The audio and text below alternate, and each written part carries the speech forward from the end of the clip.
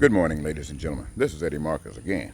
You know, I was awakened this morning with evil still trying to master the narrative of today. It wants to divide us even more than it has in all of these hundreds of years. But it's telling the rich white minority or majority, whatever you want to call them, at least those that are wealthy that lives in suburbs, saying that you're going to be able to go and continue living your wonderful life nowadays because policy have been changed that would discontinue building second class housing in your communities.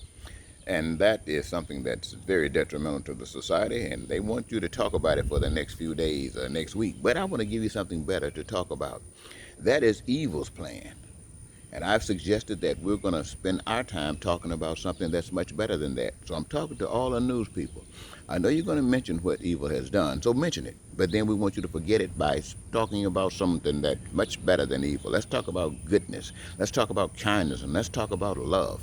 And rather than focus on what we're going to do about that and how we're going to protest that. No, we're not going to protest that by marching in the streets. What we're going to do is make sure that in the future, when we come up with 21, we're going to be to create policies where there will be no more segregation, low-income housing. What we're going to do, by the power of love, we're going to start building mansions.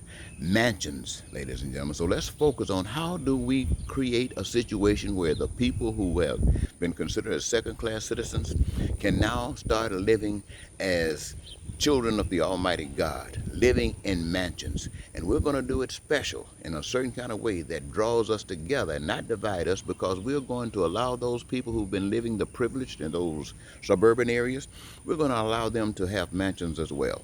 So I want those people over there who were stroked this morning to divide. Don't worry about that. There's something better than that.